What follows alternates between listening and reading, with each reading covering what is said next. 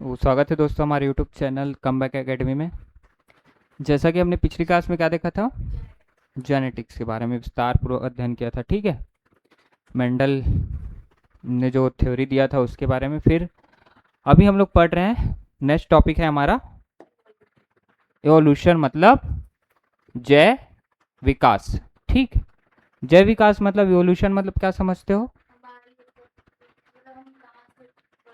हाँ, ठीक है। तो एवोल्यूशन मतलब जय विकास। जय विकास से क्या समझते हैं कि जो हमारी उत्पत्ति हुई है वो कैसे हुई है, किस प्रकार से हुई, कितने इसमें समय लगा, टाइम लगा। ठीक है, उसके बारे में हम लोग पढ़ते गए। और जो उत्पत्ति हुई है उसके बाद जो हमारे जितने भी स्पीसीज जातियां जो आई उसमें क्या क्या परिवर्तन आया, क्या क्या एवोल्यूशन आया। ठीक है, ये सब हम इसमें पढ़ेंगे। ठीक, तो देखो, जीव विज्ञान की वह शाखा जिसके अंतर्गत जीवों की उत्पत्ति तथा पूर्वजों का इतिहास और साथ साथ क्या है, समय समय पर हुए क्रमिक परिवर्तनों का अध्ययन किया जाता है। जैव विकास के अंतर्गत क्या किया जाता है, जीवों की उत्पत्ति कैसे हुई है, ठीक है, हमारा इतिहास क्या है, हमारे पूर्वजों का इतिहास क्या है, ठीक, और समय समय में क्या हुआ, इसमें परिवर्तन हुआ, किस किस बेस पे,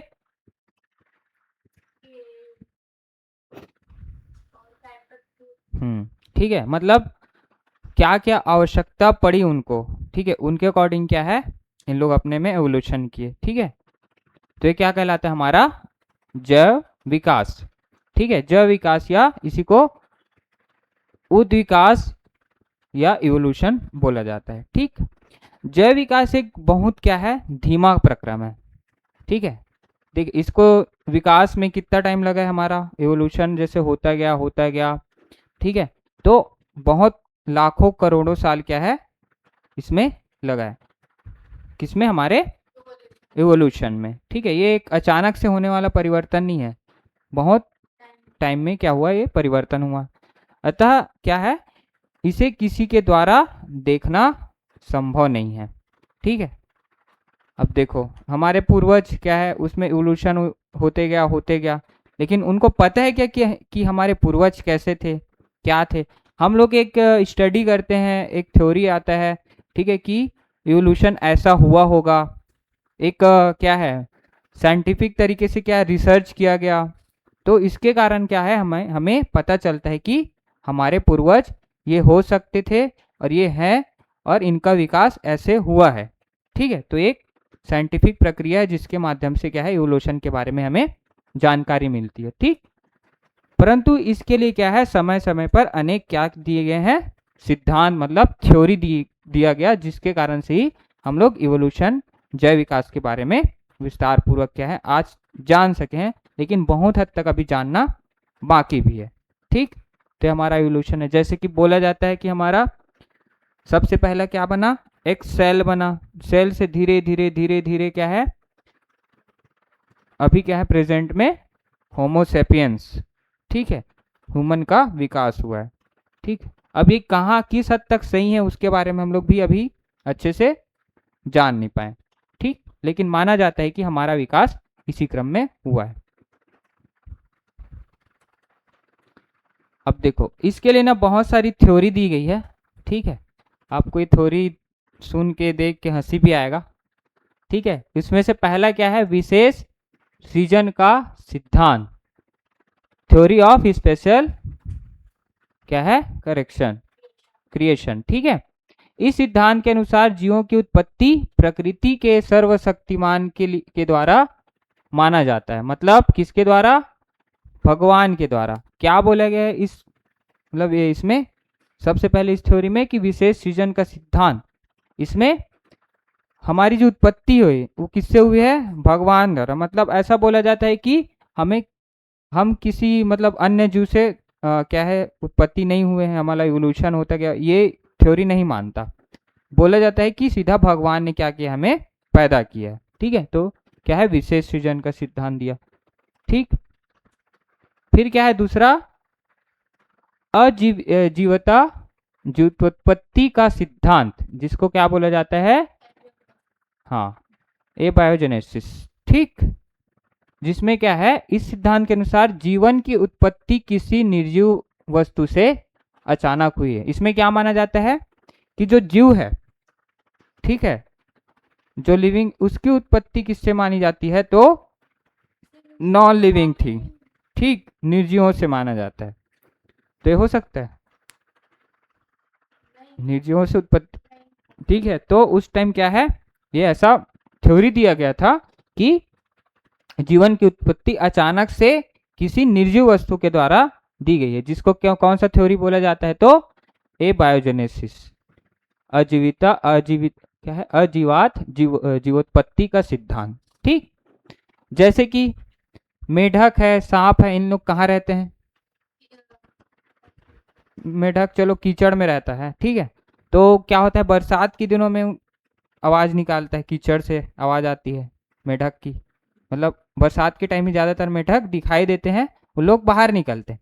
तो ऐसा माना जाता है कि जो कीचड़ है उससे किसकी उत्पत्ति हुई है, तो हमारे मेढक की। उस टाइम माना जाता था, लेकिन अब तो आप जान चुके हो कि हमारा मेढक कैसे आया, कहाँ से आया। उसी प्रकार है जू है, चिल्लर, चूहे, इसकी उत्पत्ति कहाँ से मानते हैं, तो शरीर के पसीने से इसको उत्पन्न हुआ है, ऐसा माना गया था, ठीक है। जिसके लिए ना देखो, किसने दावा किया था, वॉन हेल्मोंड करके हमारे एक वैज्ञानिक थे, मतलब उस टाइम के। उन्होंने क्या बोला था कि जो पसीना है उससे क्या उत्पन्न हुआ है, तो हमारा चूहा, ठीक है।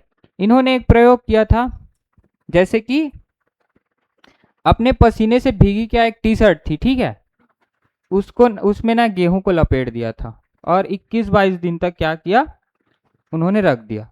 21वें दिन देखा कि वहां पे क्या आ गया, चूहा आ गया।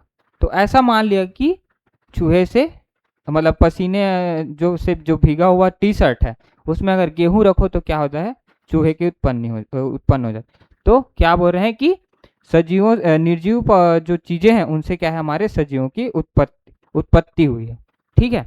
तो ये आप जान रहे हो कि ये गलत है, ठीक है, गलत थ्योरी दिया गया था। अब उस टाइम क्या है, ये मान्यता प्राप्त थी, ठीक। इसी जो हमारे दार्शनिक थे, कौन, हमारे अरस्तु, इन्होंने भी क्या किया था, थोड़ा बहुत इसका समर्थन कर दिया था, ठीक है, कि नए नए जो किस्म के जीव हैं वो कहाँ से उत्पन्न हुआ है, तो हमारे निर्जीव पदार्थ से स्वतः ही उत्पन्न हो जाता है, ऐसा इन्होंने भी इनका समर्थन कर दिया था, ठीक।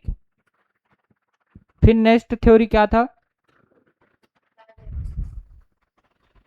बायोजेनेसिस, जीवात जीवोत्पत्ति का सिद्धांत, ठीक है। इसमें क्या बोला गया था कि जीवन की उत्पत्ति किसी निर्जीव वस्तु द्वारा अचानक हो गई है, ठीक। इसमें सबसे बड़ा क्या है, एक फ्रांस के वैज्ञानिक है, कौन, लुईस पास्चर, इन्होंने इसका खंडन किया। मतलब जो एबायोजेनेसिस था उसका खंडन किसने किया, लुईस पास्चर के वैज्ञानिक है, कि निर्जीव वस्तुओं से जीवों की उत्पत्ति नहीं होती, बल्कि इन्होंने क्या बोला कि जो जीवित वस्तु है, मतलब जो जीवित जीव है उनसे ही क्या होता है, हमारे जीवित अन्य जीवों की उत्पत्ति होती है, ठीक है। तो इन्होंने एक प्रयोग किया था, कौन, लुईस पास्चर ने, क्या, स्वान नेक्ड फ्लास्क एक्सपेरिमेंट, ठीक है, स्वान नेक्ड फ्लास्क एक्सपेरिमेंट, मतलब बतख बोलता हूँ, हंस, स्वान क्या है हमारा, हंस, ठीक है। तो हंस के जैसा एक फ्लास्क लिया उन्होंने, हाँ हाँ, ठीक है, वो क्या किया, फिर आगे प्रयोग किया कि मैं बताता हूँ क्या क्या है, ठीक है। तो एक्सपेरिमेंट किया जिसमें क्या हो गया, साबित हो गया कि जीवन की उत्पत्ति कहाँ से हुई, पहले से मौजूद जीवित पदार्थों से, ठीक है। इन्होंने क्या बोला कि जो जीवन की उत्पत्ति पहले से जो जीव रह रहे हैं उसी से क्या हुए, नए अन्य जीवों की उत्पत्ति हुई है, ठीक है। तो बायोजेनेसिस के समर्थन में ना 3 वैज्ञानिक और आए। पहला क्या है, फ्रांसिस्को रेड्डी। पूछा जाता है कि बायोजेनेसिस के समर्थन में कौन कौन वैज्ञानिक शामिल थे, तो फ्रांसिस्को रेड्डी, दूसरा लेजरो स्पेलन जानी, और लुईस पास्चर। तो ज्यादा इंपॉर्टेंट क्या है हमारा, लुईस पास्चर, ठीक है, ये इसका एक्सपेरिमेंट ज्यादा इंपॉर्टेंट है, ठीक है। बाकी ये तीनों नाम याद रखना, पूछा जाता है कि किसने बायोजेनेसिस का समर्थन किया था, ठीक। फिर देखो लुईस पास्चर ने क्या थ्योरी दिया, तो स्वान नेक्ड फ्लास्क का एक्सपेरिमेंट। इन्होंने एक्सपेरिमेंट किया जिसमें क्या किया, पहला एक फ्लास्क लिया, ठीक है, उसको गर्म करके ना उसको क्या कर दिया, हंस के जो गर्दन रहती है वैसा ये मोड़ दिया। इसी कारण इसको क्या नाम दिया गया है, स्वान नेक्ड फ्लास्क का एक्सपेरिमेंट। ठीक, इस फ्लास्क में ना क्या भरा इन्होंने, शर्करा के घोल और ईस्ट का पाउडर, जो शुगर का घोल है, और क्या भरा उसमें, ईस्ट का पाउडर भरा। ठीक, और क्या किया, इसको गर्म किया, लेकिन और इसका मुंह कैसा कर दिया था, स्वान के नेक्ड का आकार का। ठीक है, हंस का जो गर्दन होता है उसी प्रकार, मतलब एक हिसाब से एस शेप में क्या कर दिया, मोड़ दिया। ठीक, गर्म किया ताकि इसमें जो पहले से और अन्य बैक्टीरिया है और जो हाँ जो भी है सूक्ष्म जीव वो क्या है, मर जाए। ठीक, फिर इसको छोड़ दिया कुछ दिनों के लिए। ठीक, फिर क्या देखा कि बहुत दिनों तक इसी फ्लास्क में रखा और घोल में ये घोल क्या हुआ, ना तो सड़ा और न ही उसमें किसी प्रकार के जीव की उत्पत्ति हुई। ठीक, क्या हुआ, गरम किया, बहुत दिनों तक देखा, न इसमें घोल क्या हुआ, न सड़ा, न इसमें कोई बैक्टीरिया या जो सूक्ष्म जीव उसकी ना उत्पत्ति हुई। ठीक है, फिर इन्होंने क्या किया, देखो फिर से वही चीजें अप्लाई की। ठीक है, फ्लास्क में क्या भरा, शुगर और ईस्ट का पाउडर भरा। ठीक, लेकिन बाद में इन्होंने क्या किया, ये फ्लास्क का जो मुंह है उसको ना तोड़ दिया बीच से। फिर ये कैसे दिखने लगा, ठीक, डायरेक्ट वायु के संपर्क में आ गया। लेकिन उसमें देखो इसमें क्या हुआ, जीव की उत्पत्ति क्यों नहीं हुई, क्योंकि जो मुंह है उसको ऐसे में मोड़ दिया था। हालांकि वायु के संपर्क में था, ठीक है, लेकिन वायु में क्या रहता है, माइक्रोबैक्टीरिया और हमारा सूक्ष्म जीव ये सब रहता है। लेकिन ये नली के कारण क्या है, वायु तो अंदर जा रहा था लेकिन बाकी बैक्टीरिया वगैरह क्या है अंदर नहीं जा पा रहे थे, यहीं पे ठहर जा रहे थे। इसी के कारण क्या हुआ, इसमें अन्य जीवों की उत्पत्ति नहीं हुई थी। लेकिन जब इसको तोड़ दिया तो क्या हुआ, डायरेक्ट के वायु के संपर्क में आ गया। ठीक है ना, नली भी नहीं है इसमें, तो जो जीव है वो डायरेक्ट इसमें चला गया। ठीक, और देखा उन्होंने कि कुछ दिनों बाद क्या है, इसमें बैक्टीरिया उत्पन्न हो गया और वो अपनी जनसंख्या को बढ़ाते गया। तो इससे ये साबित हो गया कि जो सूक्ष्म जीव है उससे ही, मतलब जो जीव है, जो जीवित जीव है उससे ही अन्य जीवों की उत्पत्ति हुई है। तो ये इसका सिद्धांत था और ये सिद्धांत सिद्ध हो गया। ठीक है, बाकी जो एबायोटिक बायोजेनेसिस है वो सिद्धांत क्या हो गया, इसमें दब गया। ठीक है, उसको गलत साबित कर दिया। तो इससे इन्होंने साबित किया कि जीव की उत्पत्ति है जीव से ही होती है। ठीक, अब फिर नेक्स्ट क्या एक थ्योरी आया, भौतिकी रासायनिक सिद्धांत। ठीक है, क्या है, भौतिकी रासायनिक सिद्धांत। इसी को मॉडर्न थ्योरी मतलब आधुनिक सिद्धांत या प्राकृतिक सिद्धांत भी बोला जाता है, क्योंकि यही थ्योरी क्या है, एकदम 100% अभी सही मानी जाती है। ठीक है, तो इसमें क्या है, इस सिद्धांत को देने वाला वैज्ञानिक कौन है, AI ऑपरेन, और ये कहाँ के थे, रसिया के। कब, 1924 में। तथा कौन, हमारा JBS हेल्डन ने। ये कहाँ थे, ब्रिटेन के थे, और इन्होंने कब दिया था, 1929 ईस्वी में। ठीक है, इन्होंने क्या किया, ये प्रयोग किया था यहाँ पर। ठीक, और AI ओपरिन ने क्या किया था, द ओरिजिन ऑफ लाइफ नाम का ना एक पुस्तक की रचना की थी। कौन सा, द ओरिजिन ऑफ लाइफ, इन्होंने क्या किया था, पुस्तक लिखा था। ठीक, कब, 1936 में। तो पूछा जाता है कि the origin of life book किसका है, तो हमारे AI ऑपरिन का। ठीक, कब लिखा था, तो 1936 में। ठीक है, ये क्या है, थ्योरी दिया था वो उसका डेट है। ठीक है, इस सिद्धांत के अनुसार जीवन की उत्पत्ति भौतिक रासायनिक अभिक्रिया के द्वारा क्या है, फिजिकल केमिकल रिएक्शन के द्वारा माना जाता है। फिजिकल केमिकल रिएक्शन कैसे, मतलब जैसे आपको पता होगा कि हमारा जो पृथ्वी है पहले क्या था, आग का गोला था। फिर धीरे धीरे क्या हुआ, ये ठंडा होता गया, और ठंडा होने से क्या हुआ, बहुत सारी गैसेस निकली। ठीक है, अनेक प्रकार की गैसें निकली। वो गैसें क्या है, जल वाष्प के रूप में कन्वर्ट हुई। जल वाष्प में कन्वर्ट हुआ, फिर क्या, वो बादल बने। बादल बन के उसका वर्षा हुआ, पानी गिरा वापस पृथ्वी में। और उसी पानी में क्या माना जाता है कि हमारे बैक्टीरिया, सूक्ष्म जीवों की उत्पत्ति हुई। ठीक है, वही धीरे धीरे क्या हुआ, बढ़ते गया, और एक अभी जो हम दिख रहे हैं वो जो संरचना है बनी। ठीक, ऐसा बोला जाता है। तो देखो,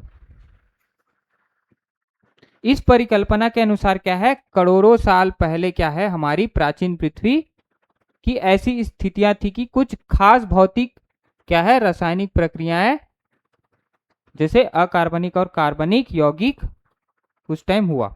ठीक है, बने। तो वही जब जैसे बताया कि गर्म था, ठंडा होते गया, गैस बना, जल बना, जल से बादल, बादल से वर्षा हुई, और उसी वर्षा के जल में क्या हुआ, हमारे सूक्ष्म जीवों की उत्पत्ति हुई, जो आगे बढ़कर क्या है, अनेक और अन्य जीवों की उत्पत्ति की। ठीक है, तो प्रारंभिक में क्या है, पृथ्वी का वातावरण कैसा था, वातावरण में क्या था, पैराबैंगनी किरणें, सौर विकिरण, उच्च ताप, ठीक है, ऊर्जा के स्रोत थे। ठीक है, जिससे क्या हुआ, पहले क्या बना, गैसेस बने। जैसे उसके बाद कार्बन और हाइड्रोजन गैस मिलके क्या बनाया, मेथेन बनाया। फिर नाइट्रोजन और हाइड्रोजन मिलके अमोनिया का निर्माण किया, और ऑक्सीजन H2 और हाइड्रोजन मिलके क्या किया, वाटर का निर्माण किया। और फिर जल से ही क्या है, जीवन की उत्पत्ति मानी जाती है। ठीक है, ये थ्योरी किसने दिया था, तो क्या नाम था उसका, AI ऑफ्रिन ने। ठीक, ऐसा माना जाता। फिर आया हमारा लैमार्कवाद। क्या आया, लैमार्कवाद। इनका पूरा नाम क्या है, जीन बैप्टिस्ट डी लैमार्क। इसका फुल वो नाम पूछा जाता है कि लैमार्क का पूरा नाम क्या है, तो जीन बैप्टिस्ट डी लैमार्क। ठीक, कब से कब तक, तो 1744 से 1829। ठीक, ये सिद्धांत क्या है, सबसे पुराना सिद्धांत है। इवोल्यूशन का सबसे पुराना सिद्धांत कौन सा है, तो हमारा लैमार्कवाद, लैमार्किज्म। ठीक, देखो इन्होंने क्या किया, 1909 में, सॉरी 1809 में क्या किया, फिलोसोफिक जूलॉजी करके एक बुक लिखा। क्या, फिलोसोफिक जूलॉजिक। ठीक है, जिसमें ना क्या किया, 4 तथ्य दिए। पहला क्या है हमारा, नई आवश्यकता, मतलब इवोल्यूशन का क्या दिया, एक थ्योरी दिया, मतलब एक तथ्य दिया। ठीक है, कि इवोल्यूशन क्यों हुआ होगा।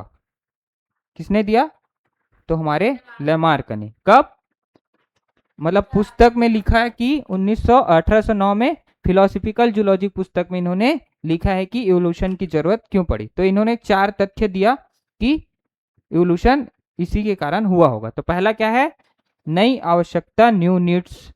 फिर दूसरा, अंगों का उपयोग एवं अनुपयोग। ठीक है, use and disuse of organ. फिर उपार्जित लक्षणों की वंशागतिकी, एक्वायर्ड किए होगा कि कैरेक्टर्स कैसे आया होगा। फिर जाति उद्भव। ठीक, तो ये 4 प्रकार के इन्होंने तथ्य दिए।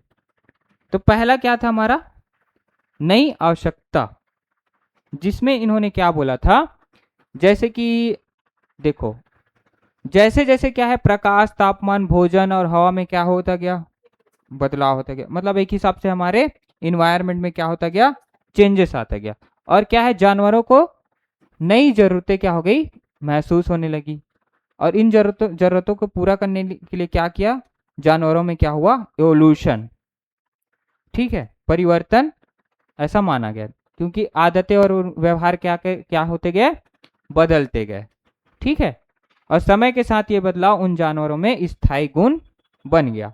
ठीक, पहले क्या था, जैसे माना जाता है कि पहले जिराफ का साइज ना छोटा था, और उसकी गर्दन भी छोटी थी। कैसा, तो एक बकरी के गर्दन के जैसा था। लेकिन अब क्या है, वातावरण परिवर्तन, इन्वायरमेंट चेंजेस होता गया, जिससे क्या है जैसे जिराफ क्या करते गया, ऊपर जैसे पेड़ है वहां पत्तियां खाने के लिए क्या कर अपने शरीर को ऊपर और अपने पैर को ऊपर करने लगा। तो धीरे धीरे धीरे धीरे क्या हुआ, जिराफ की गर्दन है वो क्या होती गई, लंबी होती गई, और साथ साथ उसका पैर भी बढ़ता होगा। तो नई नई आवश्यकता इसको पड़ी, इसी के कारण क्या हुआ, ये जिराफ हाँ अपने आप को अडॉप्ट कर लिया, इवोल्यूशन इसमें हुआ, परिवर्तन इसमें हुआ। ठीक है, तो ये नए आवश्यकताओं के कारण हुआ।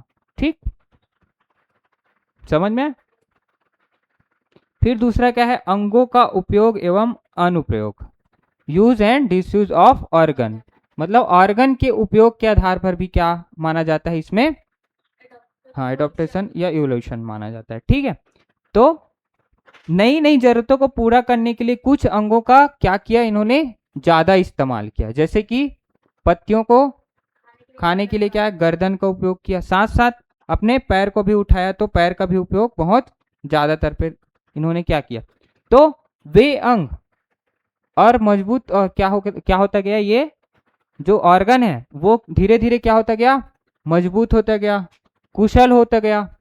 ठीक है, और जिन अंगों का इस्तेमाल नहीं किया वो क्या हुआ, धीरे धीरे कमजोर और गायब होते गया। तो इसमें क्या है, गर्दन लंबी होती गई, जांग मजबूत होते गया। ठीक है, क्योंकि इनको पत्तियां चाहिए ऊंचे ऊंचे पेड़ से। और दूसरे में क्या है, ये सांप, सांप में क्या पाया जाता था पहले, पैर। ठीक है, और बाद में पैर क्या हो गया, गायब, क्योंकि ये सांप ने क्या किया, उसको यूज नहीं किया। क्यों, क्योंकि देखो जैसे कि नहीं, पहले क्या है, अपने पैर के थ्रू भी इसका थोड़ा बहुत उपयोग करता था, लेकिन जैसे कोई इसको खाने के लिए चील है या अन्य जो भी जीव है, ठीक है, तो ये क्या करते हैं, बचने के लिए भागता था अपने बिल की ओर, लेकिन ये बिल में ना आसानी से नहीं घुस पाता था, क्योंकि ये पैर क्या करता है, रुकावट लाता था। ठीक है, तो क्या कर दिया, धीरे धीरे क्या कर दिया, इसका पैर ही गायब हो गया, इसमें परिवर्तन होता गया। तो पैर का ज्यादा इन लोग यूज नहीं किए। ठीक है, इसी कारण क्या है, ये गायब हो गया या फिर कमजोर हो गया। ठीक है, तो ये हमारे किसके कारण है, अंगों के उपयोग और अनुपयोग के कारण। ठीक, हाँ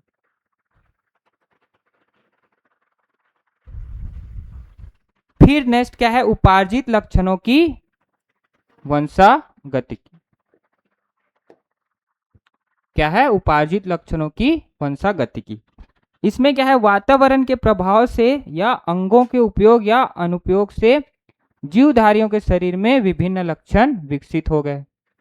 क्या बोल रहे हैं कि वातावरण का जो प्रभाव है और उसके साथ साथ क्या है, अंगों का यूज और डिसयूज के कारण क्या है, जो जीवधारियों में जीवधारियों का शरीर है उसमें क्या हो गया, विभिन्न प्रकार के लक्षण विकसित हो गए, और वे वंशागत होने के कारण माता पिता से उसकी संतानों में पहुंच जाते थे।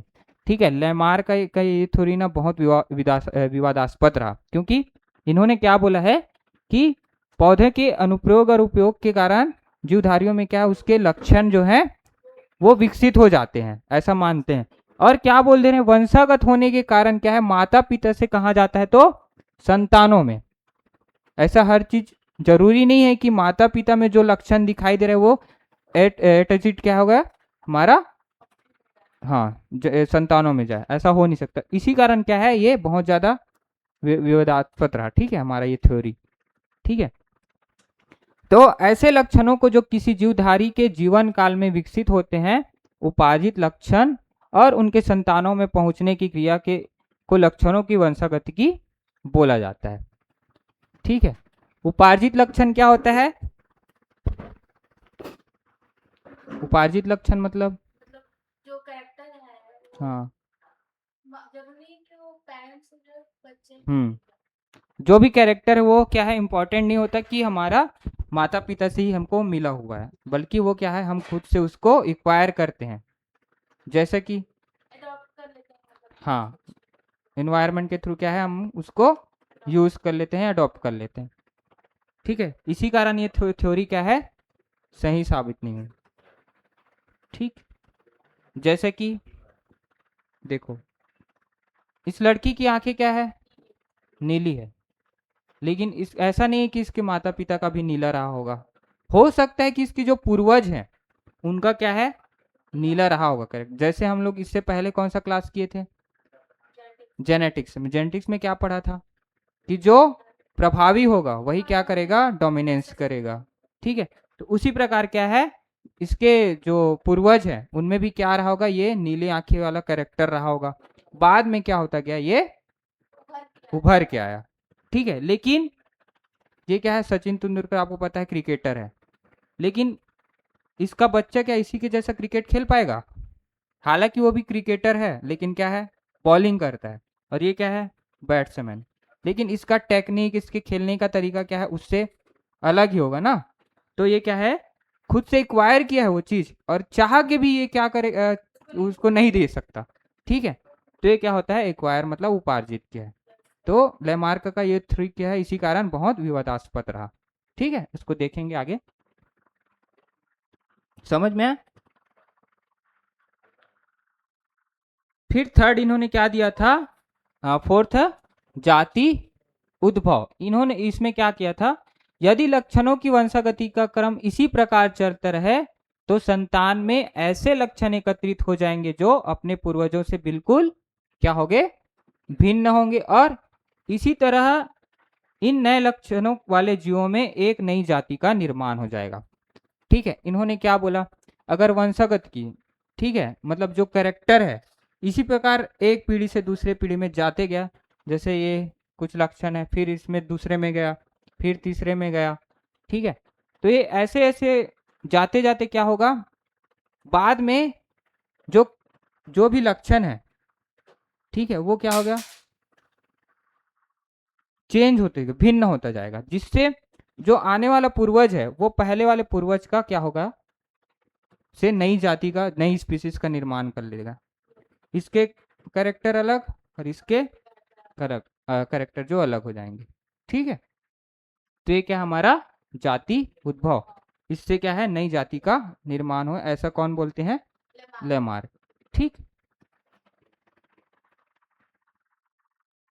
अब देखो लेमार्क की आलोचना, आलोचना भी क्यों हुई, क्योंकि इन्होंने कुछ ऐसी चीजें बोली जो हो नहीं सकती, जैसे, हाँ, आलोचना मतलब कि इन्होंने जो बोला है वो पूरी तरीके से सही नहीं बोला है। हाँ, ठीक, तो उपार्जित लक्षणों की वंशागति की कल्पना का काफी जोरदार विरोध हुआ। जैसे कि मैं बताया, इक्वायर जो उन्होंने बोला था उपार्जित लक्षण, ठीक है, उसका क्या किया, बहुत जोर से क्या है, जोरों शोरों से इसका विरोध किया गया, क्योंकि वो थ्योरी जो दिया था वो क्या था, जो तथ्य दिया था वो क्या था, गलत था। ठीक, तो इसकी जो आलोचना है सबसे ज्यादा किसने की, विजमैन। किसने, विजमैन ने। इन्होंने कब क्या किया, 1880 से 1892 के बीच क्या किया, लगातार ना 22 पीढ़ियों तक क्या किया, चूहे की पूंछ को काटा। ठीक है, फिर भी बिना पूंछ वाले चूहों की उत्पत्ति क्या है, नहीं हुई।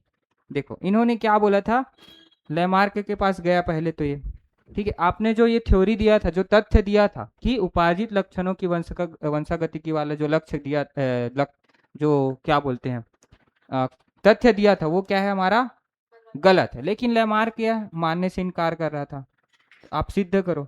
तो इन्होंने क्या बोला, जैसे एक लोहार है, लोहार का जब बच्चा पैदा हुआ तो वो काफी कमजोर, ठीक है, काम नहीं कर पा रहा, तो उन्होंने बोला कि ये लोहार है, इसके जो दादा है वो भी अच्छे पहलवान टाइप थे, इनका बेटा भी पहलवान, लेकिन आने वाला संतान जो आया, मतलब जो बाद में, वो क्या है, बहुत कमजोर है। तो इससे सिद्ध होता है कि जो कैरेक्टर है वो एक पीढ़ी से दूसरे पीढ़ी में एटजिट नहीं जाता। ठीक है, तो वो क्या करता है, खुद से एक्वायर करता है, ऐसा उन्होंने किसने बोला, विजमैन ने, लेकिन लेमार्क ने नहीं माना। तो इन्होंने क्या किया, 1880 से 1892 तक, मतलब 12 साल तक क्या किया, लगातार क्या किया, एक्सपेरिमेंट किया, किसके ऊपर, चूहों के ऊपर। चूहों की जो 22 पीढ़ियां हैं उसमें क्या किया, पूंछ को काटते गया, फिर उससे बच्चे पैदा हुआ, फिर उसका भी पूंछ काटते गया। ठीक है, ऐसा कब तक चला, 22 पीढ़ियों तक चला। मतलब टोटल 12 साल तक। हाँ ठीक। जिससे भी उन्होंने देखा कि उत्पत्ति जो नए नए चूहे उत्पन्न हो रहे हैं उसमें भी क्या है, पूंछ आ जा रहे हैं। ठीक है, अब वो पूंछ की जरूरत ही नहीं, मैं काट दे रहा हूं तो पूंछ को गायब हो जाना चाहिए, इनका सोच था बीजमैन का। लेकिन गायब हो रहा था क्या? नहीं, क्योंकि वो कैरेक्टर जो उनके जीन में है वो क्या है, चूहों में आ जा रहे थे।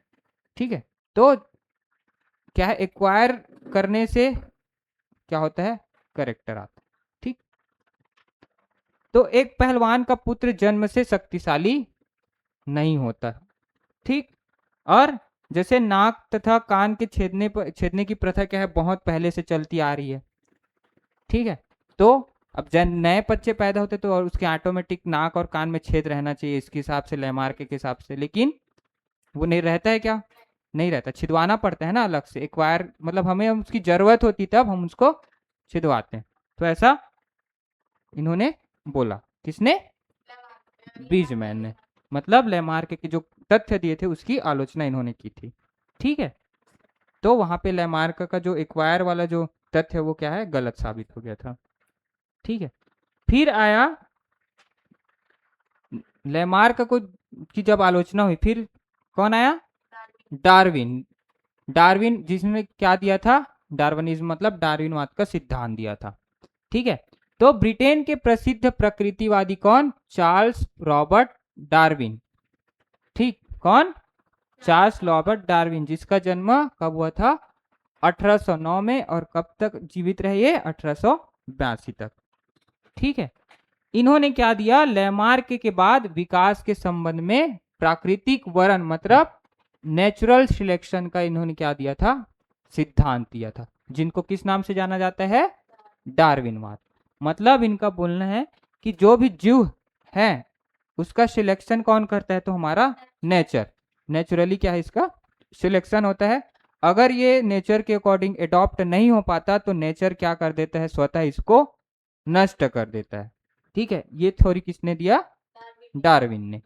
ठीक, तो देखो सन क्या है, 1831 में डार्विन ने कौन, बीगल नाम का जहाज, इसको पूछा जाता है कि डार्विन ने कौन सा जहाज यूज किया था, तो बीगल। ठीक है, तो इन्होंने क्या किया था, लगभग 5 वर्ष तक जो संसार है उसकी यात्रा की थी, किसमें, बीगल जहाज में। और यात्रा के दौरान ना उन्होंने क्या किया था, विभिन्न देशों और द्वीपों के जीव जंतुओं का अध्ययन किया था। ठीक, तो डार्विन ने क्या किया, बीगल नामक जहाज में इन्होंने बहुत मतलब 5 सालों तक क्या किया, बहुत सारी जगहों में गए और किसका अध्ययन किया, तो बहुत सारे जीव जंतु का इन्होंने अध्ययन किया था। ठीक है,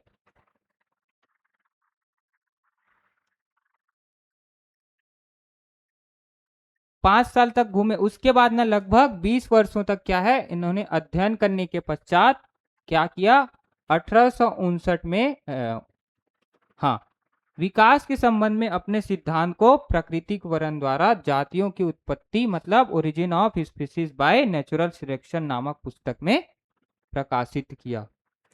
ठीक है, इन्होंने क्या किया, बहुत मतलब 20 वर्षों तक क्या किया, जीव जंतुओं का अध्ययन किया।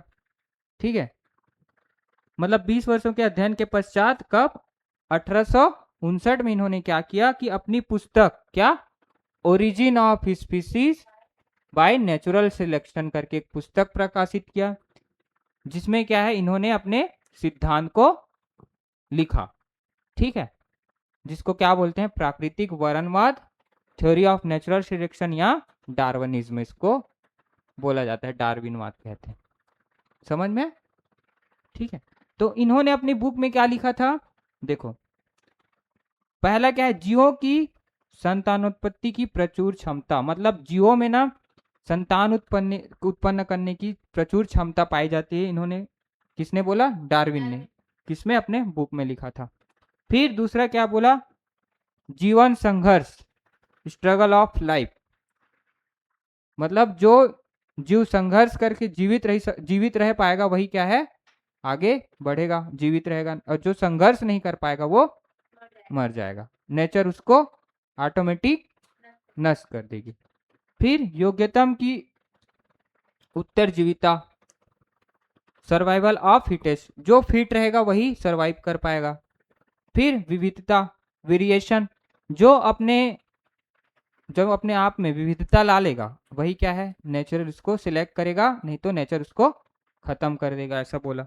फिर वातावरण से अनुकूलन, एडॉप्टेशन ऑफ इन्वायरमेंट, ठीक है, वातावरण के अनुकूल इन लोग ढल जाएंगे तो क्या है, जीवित रहेंगे, अन्यथा वातावरण इसको, जो नेचर है उसको नष्ट कर देगा। फिर लास्ट क्या था, नई जातियों की उत्पत्ति, ओरिजिन ऑफ न्यू स्पीसीज। इन्होंने 6 प्रकार का अपना तथ्य दिया था, ठीक। तो अब देखो इसके हिसाब से पहला क्या है हमारा, इन्होंने क्या बोला, जीवों में संतान उत्पत्ति की प्रचुर क्षमता पाई जाती है, ठीक है। प्रत्येक जीवधारियों में प्रजनन के दौरान संतान उत्पत्ति की अपार क्षमता होती है। जैसे कि पैरामीशियम में क्या है, 1 घंटे में ना 3 बार प्रजनन कर सकता है, कौन, पैरामीशियम, और संतान उत्पत्ति कर सकता है। दूसरा क्या है, समुद्री मछली, ठीक है, ये क्या करता है, ब्रीडिंग सीजन में लगभग कितने अंडे, 1 मिलियन अंडे दे सकता है। लेकिन जो जीवित कौन रहता है, जो प्रकृति द्वारा एडॉप्ट हो जाता है, किसका बोलना था, तो डार्विन का, ठीक।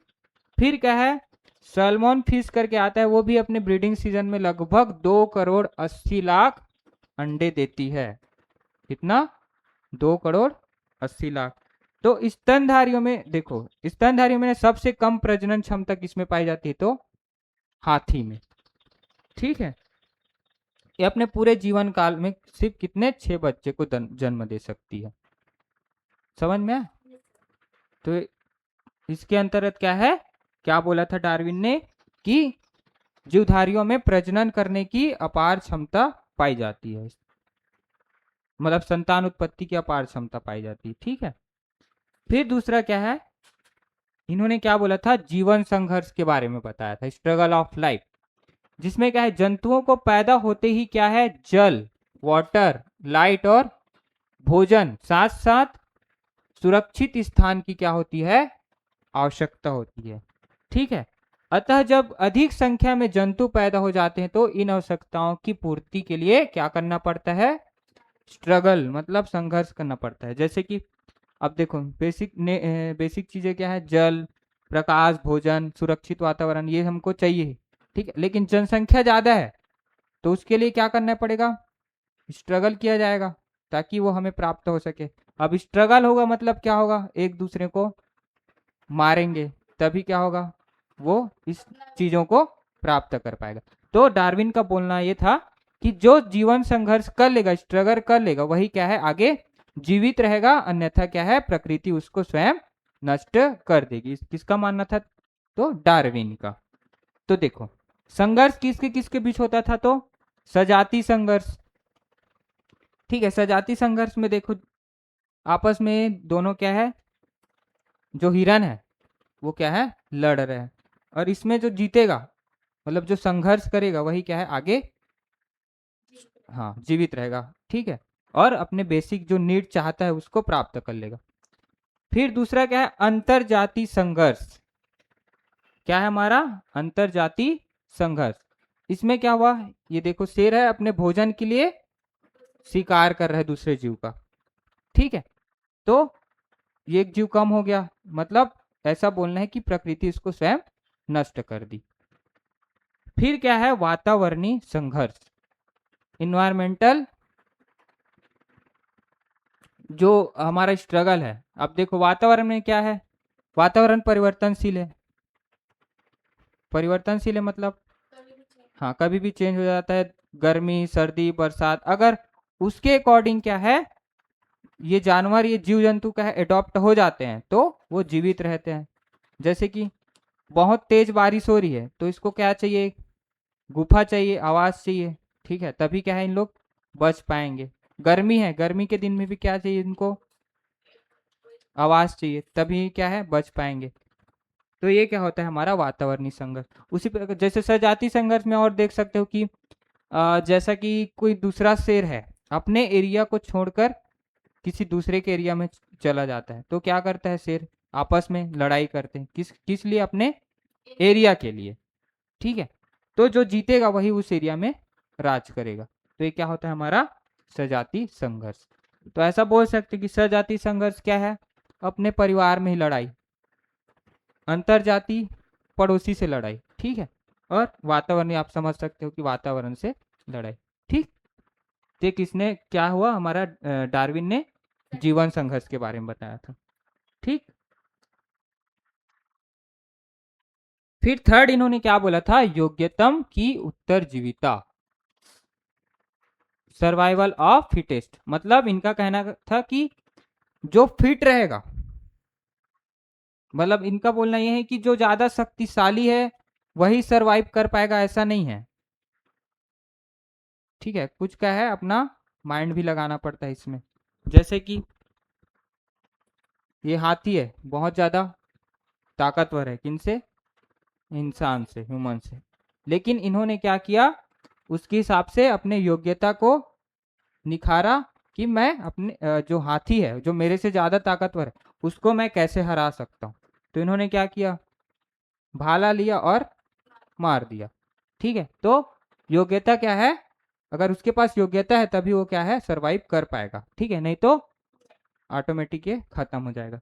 तो जीवन संघर्ष में वो ही जीव क्या है? सफल होते हैं जो अपने आप को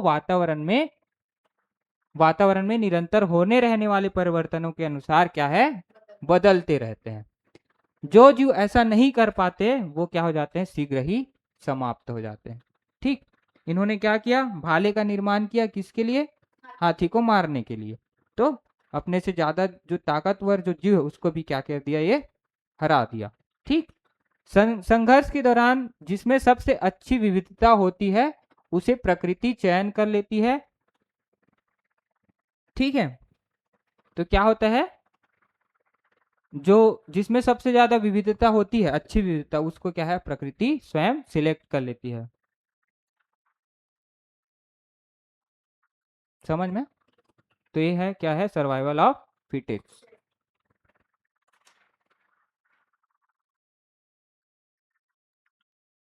फिर नेक्स्ट क्या है? इन्होंने विविधता मतलब वेरिएशन, ठीक है।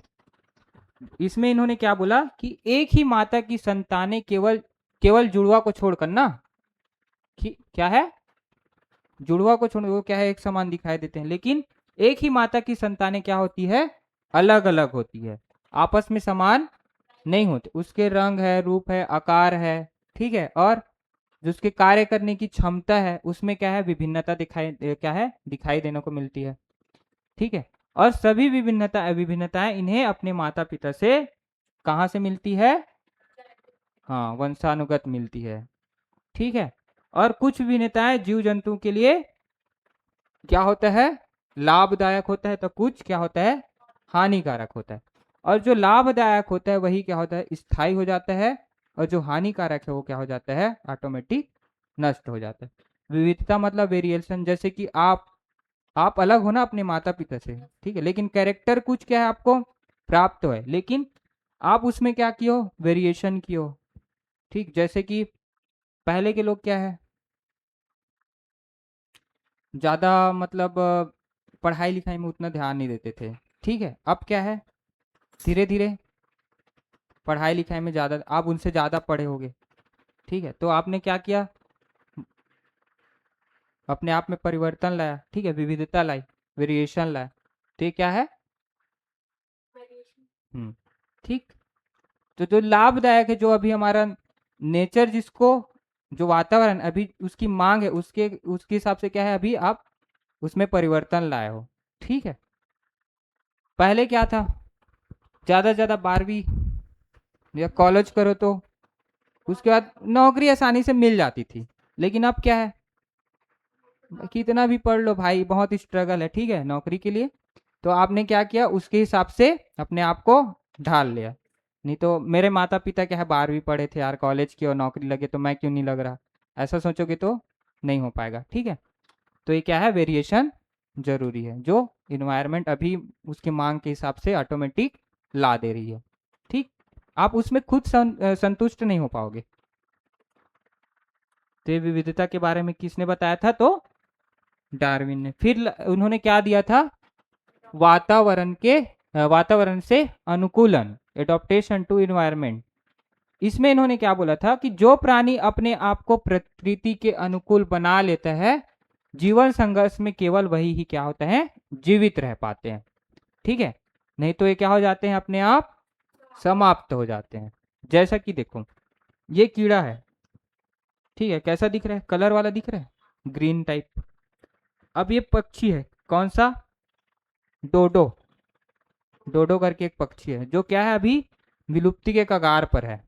डायनासोर क्या है, और ऑटोमेटिक मतलब ऑलरेडी विलुप्त हो चुका है। और डोडो करके एक पक्षी है जो सबसे नजदीक में लुप्त होने के कगार पर है ये। ठीक है, तो देखो इन्होंने क्या, ये कीड़े को खाता था इसी प्रकार, जो हरा कलर का दिखाई दे रहा है। अब क्या किया है, जो कीड़ा है वो धीरे धीरे क्या किया, अपने आप में परिवर्तन ला दिया। ठीक है, इन्वायरमेंट के हिसाब से ये क्या किया, जो एक लकड़ी में है, ठीक है, और ये लकड़ी के अकॉर्डिंग क्या है, अपने आप को ढाल लिया, भूरे कलर का हो गया। अब ये पक्षी इसको देख पाएगा, नहीं देख पाएगा ना। तो ये, हाँ, तो ये पक्षी इसको देख नहीं पाया। जब तक देख पा रहा था तब तक वो खा के जीवित रह रहा था, लेकिन अब कीड़े ने क्या किया, अपने आप को ढाल लिया। ये तो जीवित रह लेगा, लेकिन ये पक्षी जीवित रह पाएगी क्या, नहीं। तो इसी कारण क्या है, ये विलुप्ति के कगार है, क्योंकि इन्होंने क्या किया, मतलब इन्हें ये नेचर के अकॉर्डिंग अपने आप को ढाल नहीं पाया। ठीक, लेकिन ये कीड़ा क्या है, अब सरवाइव कर लेगा। समझ में आया? उसी प्रकार देखो, जो बर्फ वाले एरिया में जो जीव जंतु रहते हैं वो क्या करते हैं, उनके बड़े बड़े बाल पाए जाते हैं।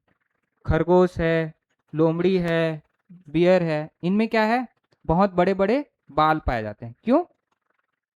ठंडी से बचने के लिए। तो ये क्या किया, अपने आप को नेचर के अकॉर्डिंग अडॉप्ट कर लिया, जिसके कारण क्या है, यहाँ पे जीवित रह।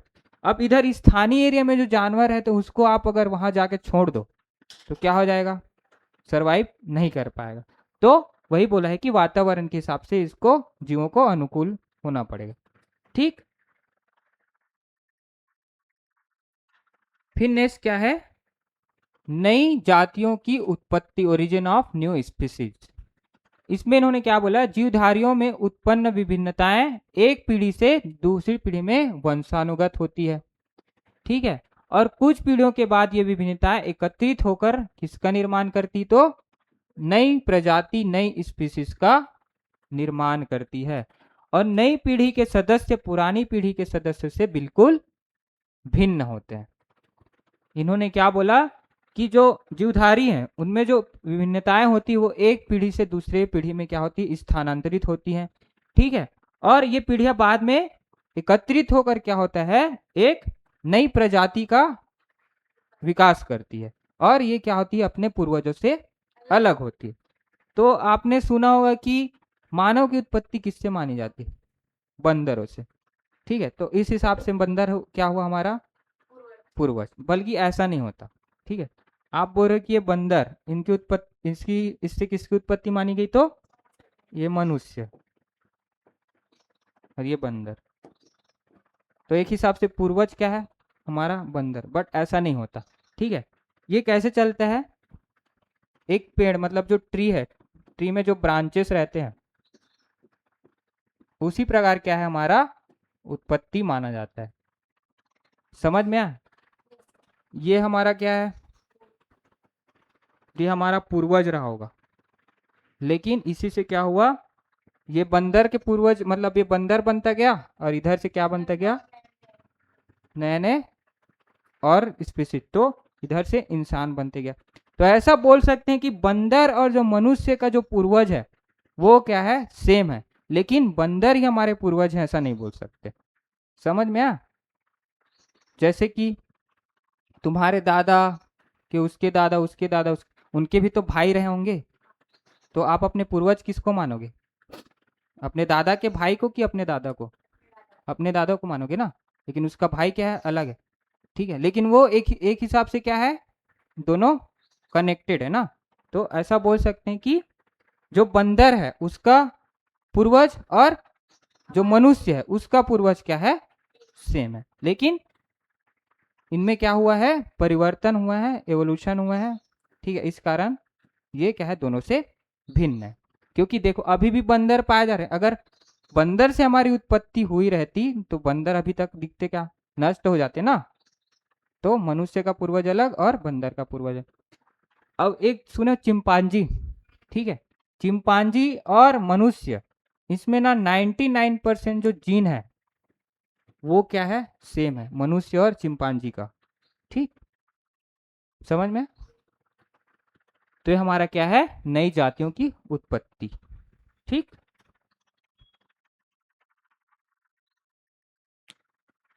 अब देखो डार्विन के खिलाफ भी ना कुछ इनके इनके भी क्या हुई, आलोचना हुई है। ठीक है, क्यों, जीवों में सभी विविधताएं नई मांगों के अनुकूल का परिणाम नहीं हो सकती। इन्होंने क्या बोला था, जो नई मांग है उसके हिसाब से क्या है, एडॉप्टेशन जरूरी होता है, बल्कि ये सही नहीं है। ठीक है, सभी जीवों में सभी विविधताएं नई मांगों के अनुकूल का परिणाम नहीं हो सकती, बल्कि क्या होता है, जो अनुकूल होते जाते हैं उसी के हिसाब से क्या है वो सरवाइव कर लेते हैं। ठीक है, इस कारण इसकी आलोचना हुई।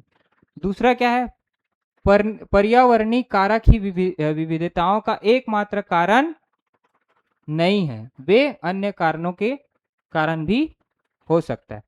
ठीक है, इन्होंने क्या बोला था, नेचर को ज्यादा वो किया था ना, डोमिनेट किया था, प्रभावी बनाया था कि नेचर अगर उसके अकॉर्डिंग ढल जाओ तभी जीवित रहोगे, नहीं तो नहीं। लेकिन इसके और अन्य कारण भी हो सकते हैं, है ना, पर्यावरण ही एक कारण नहीं हो सकता। ठीक, फिर क्या है थर्ड, वंशानुक्रम के अनुवांशिक आधार पर कोई विचार नहीं किया। जो वंशानुक्रम है उसके अनुवांशिक आधार, अनुवांशिक आधार हम लोग पढ़े, जेनेटिक्स पढ़े, जेनेटिक्स के बारे में इन्होंने कोई जानकारी नहीं दी। ठीक, फिर फोर्थ क्या है, जो विविधताएं उपयोगी नहीं वे भी विरासत में मिल सकती है, जैसे कि अवशेषी अंग। डार्विन ने क्या बोला था इसके बारे में भी नहीं बताया। ठीक है, जैसे कि अवशेषी अंग हमारा, हाँ कान है, हमारा जरूरत नहीं है लेकिन अभी भी है ना। ठीक है, तो विविधताएं उपयोगी नहीं है फिर भी विरासत में मिल जा रही, इसके बारे में इन्होंने नहीं बताया। फिर छोटे समूह के, जो छोटे छोटे समूह होते हैं उनमें क्या है, छोटे छोटे बदलाव होते रहते हैं, परिणाम स्वरूप क्या है, प्रजाति उत्पत्ति नहीं हो सकती। ठीक, इन्होंने क्या बोला था डार्विन ने कि छोटे छोटे बदलाव से क्या हो जाएगा, दूसरी प्रजाति की उत्पत्ति हो जाएगी। बट ऐसा होता है क्या, कुछ कुछ चेंजेस होते हैं, लेकिन इसका मतलब ये नहीं है कि नई प्रजातियां आ जाएगी। समझ में ये क्या होता है, मतलब अचानक से नहीं होता, बहुत सालों बाद क्या होता है ये परिवर्तन देखने को मिलता है। इसके बारे में इन्होंने, डार्विन ने अच्छे से नहीं बताया था। ठीक, तो इस कारण इसकी आलोचना हुई थी। फिर देखो क्या हुआ, नौ डार्विनवाद का विकास हुआ। ठीक है, उनमें उन डार्विनवाद में कुछ करेक्शन किया गया, कुछ अपडेट किया गया, और किसका विकास हुआ, तो नौ डार्विनवाद के बारे में एक थ्योरी आई। ठीक है, तो डार्विन ने अपने प्राकृतिक चयन मतलब नेचुरल सिलेक्शन के सिद्धांत के अंतर्गत अनुवांशिकता मतलब हेरिडिटी को कोई स्थान नहीं दिया था। ठीक है, जिस कारण से अनुवांशिकता के ज्ञान के अभाव में डार्विन ने क्या किया था, जीवों में पाए जाने वाले जो विविधता है उसके लिए क्या है, उत्तरदायी कारक मतलब उत्परिवर्तन, म्यूटेशन और जेनेटिक ड्रिफ्ट, इसको भी क्या है महत्व नहीं दिया था। ठीक है, म्यूटेशन को भी, जेनेटिक और हेरिडिटी को क्या है डार्विन में महत्व नहीं दिया था। ठीक है, इसी के कारण इसमें कुछ चेंजेस लाया गया और नौ डार्विनवाद का विकास हुआ। तो इसको ना किसने दिया था, तो जूलियन हक्सले। इन्होंने क्या किया था कि निम्नलिखित आधार पर डार्विन महोदय की आलोचना की।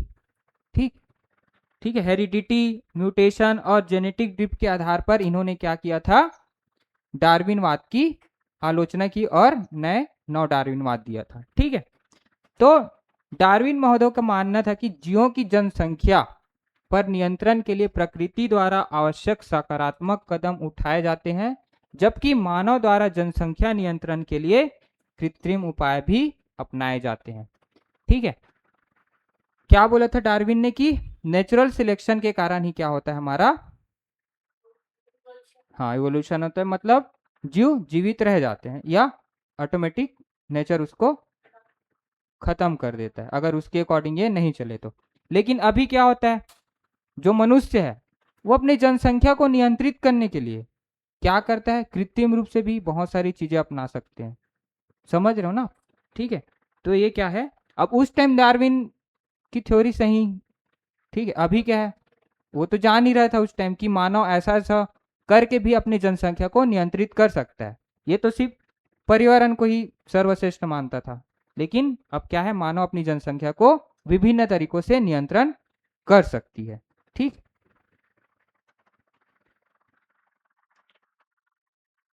अब देखो जूलियन हक्सले द्वारा क्या किया था, नए डार्विनवाद की व्याख्या की गई।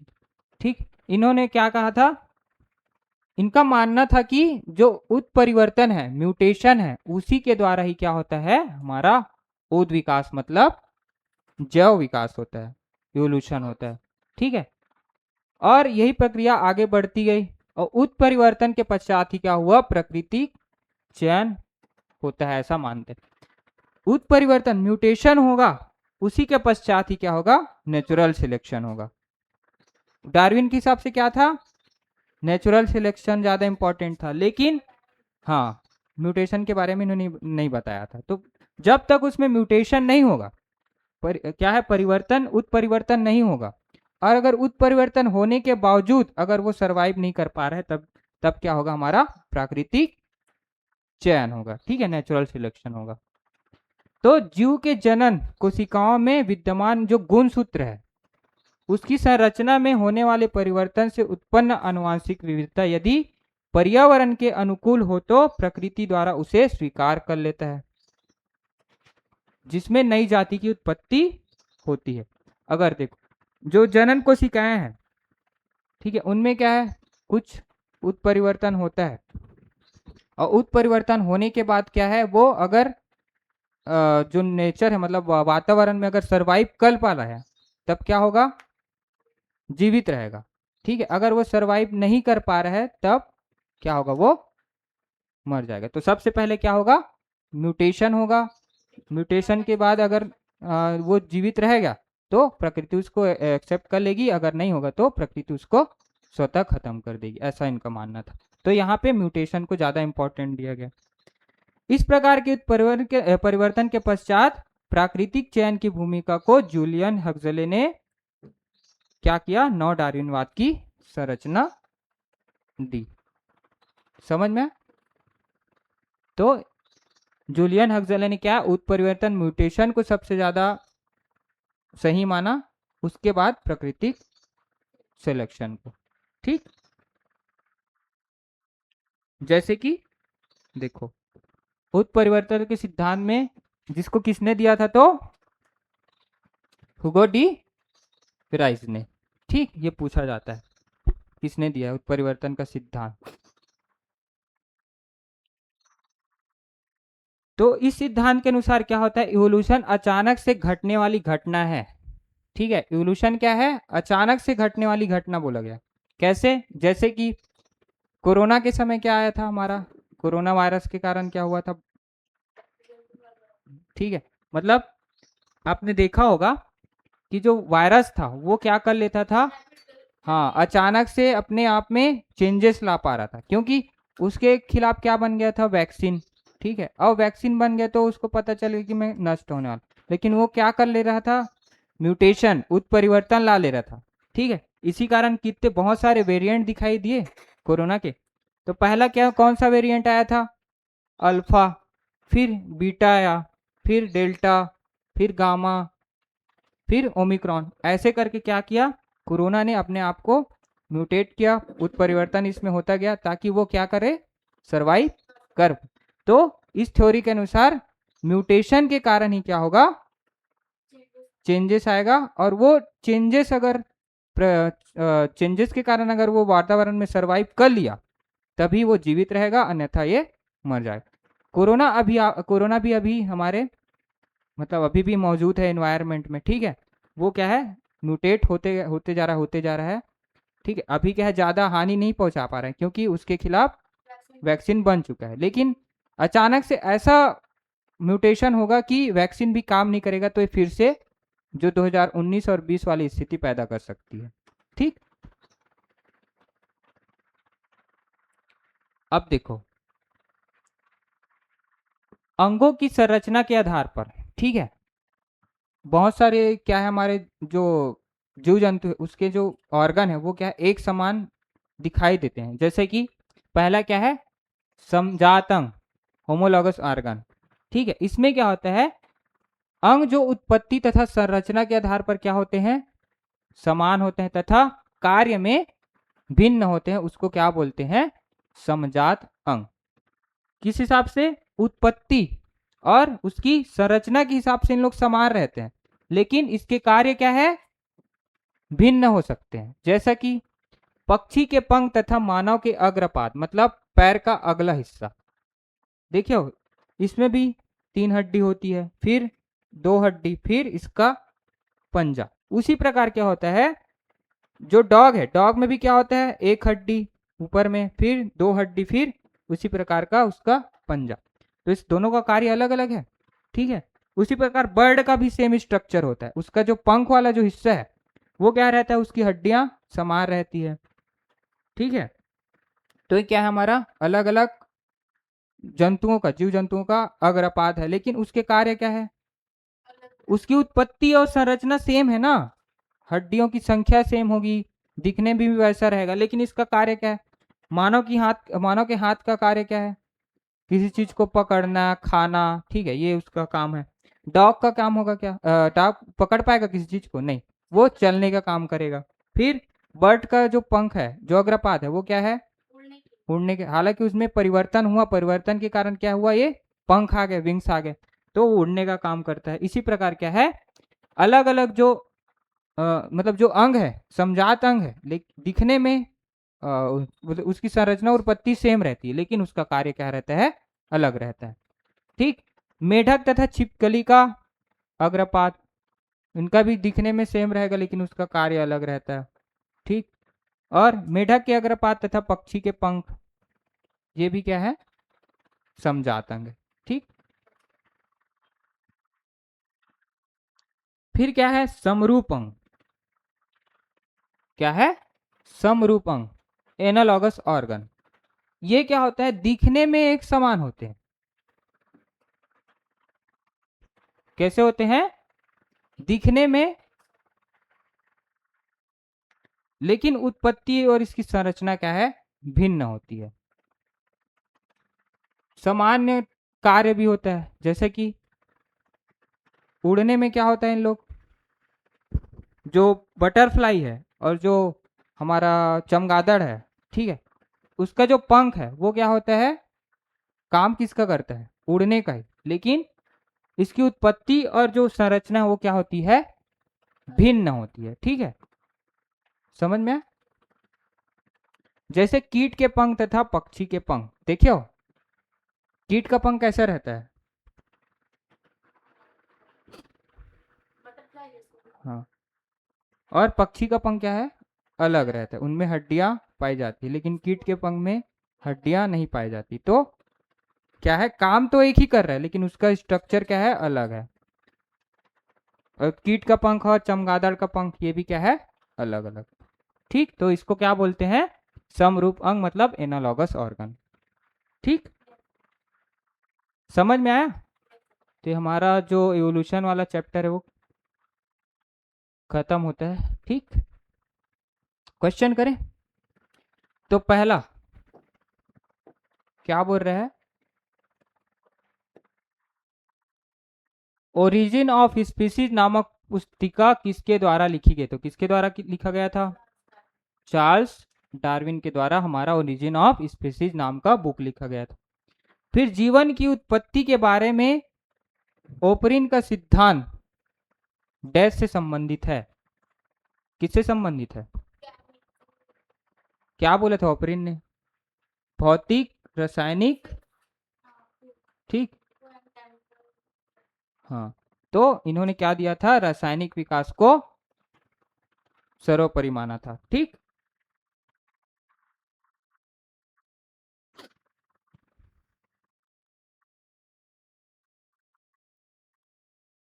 फिर थर्ड क्या बोल रहे हैं, प्राकृतिक चयन द्वारा जैविक विकास का सिद्धांत किसने प्रतिपादित किया था? किसने? चार्ल्स डार्विन ने क्या किया था? प्राकृतिक चयन मतलब नेचुरल सिलेक्शन के बारे में बताया था। फिर लैमार्कवाद का मूल सिद्धांत है, पहला विभिन्नताएं, वेरिएशन, उपार्जित लक्षणों की वंशागति की, जीवन संघर्ष या नए अंगों का। आगे क्या, कौन सा? हमारा उपार्जित लक्षणों की वंशागति के बारे में इन्होंने मूल सिद्धांत दिया था, इन्हीं पे इन्होंने ज्यादा जोर दिया था। ठीक है,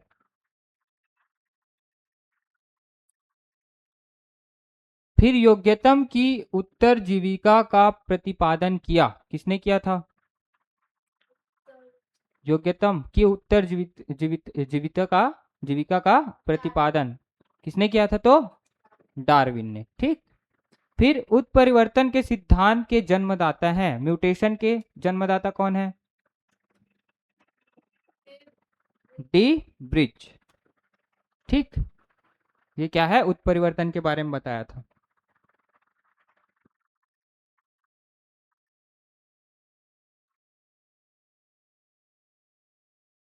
फिर क्या है? समरूप अंग होते हैं। हाँ हाँ, एनालॉगस, एनालॉगस। फंक्शन सेम रहता है और उसका ओरिजिनल स्ट्रक्चर अलग होता है। ये ऑप्शन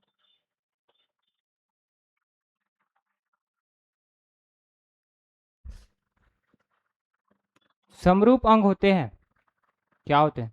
उसके कार्य जो फंक्शन है वो सेम रहते हैं और हम्म, ओरिजिनल स्ट्रक्चर अलग अलग होता है। तो कार्य क्या होगा इसका? समान। तो हमारा ऑप्शन क्या होगा? बी। ठीक, फिर नेक्स्ट क्या बोल रहे हैं? समजात अंग होते हैं, क्या होता है? स्ट्रक्चर और ओरिजिन सेम होता है रचना। रचना में समानता पाई जाती है लेकिन उसका कार्य अलग अलग होता है, तो ये समजात अंग का कार्य। फिर नेक्स्ट क्या है?